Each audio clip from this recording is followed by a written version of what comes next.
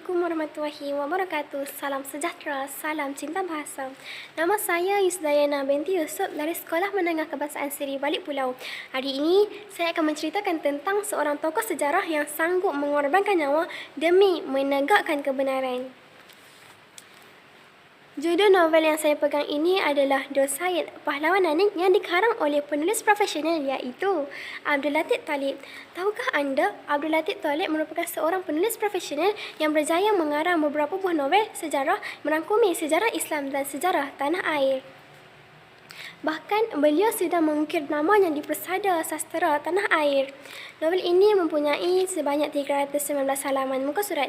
Novel ini juga mempunyai kulit buku yang sangat menarik yang bertemakan klasik untuk menunjukkan penekanan terhadap kisah-kisah bersejarah. Berbalik kepada judul novel ini, Dos Said atau nama sebenarnya, Abdul Said lahir pada tahun 1773. Pada tahun 1759, beliau dilantik sebagai penghulu Naning yang ke-9 menggantikan penghulu Anjak ketika beliau berusia 26 tahun. Beliau dididik dengan ilmu seni mempertahankan diri iaitu seni silat ketika beliau masih berusia 6 tahun lagi. Bak kata pepatah, melentur buluh bila dari rebungnya. Beliau juga seorang yang tekun mengaji, cekap dalam seni mempertahankan diri, dihormati dan disenangi orang ramai.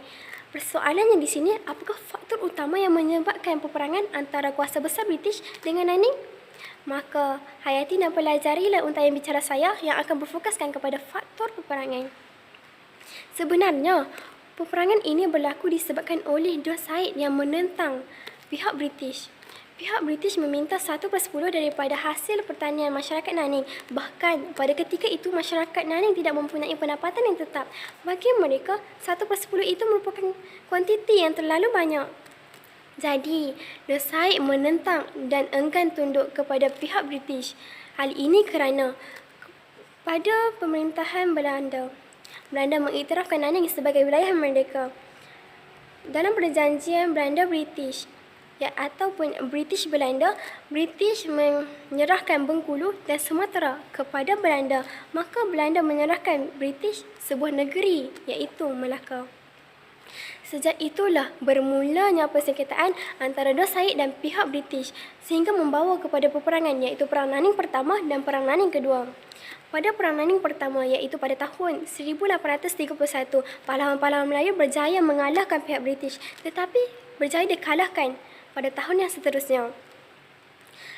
Pahlawan Naning pada ketika itu bersatu padu demi mengalahkan penjajah-penjajah luar iaitu pihak British. Tetapi pada tahun yang seterusnya mereka berpecah belah, maka semangat perpaduan itu berkurang.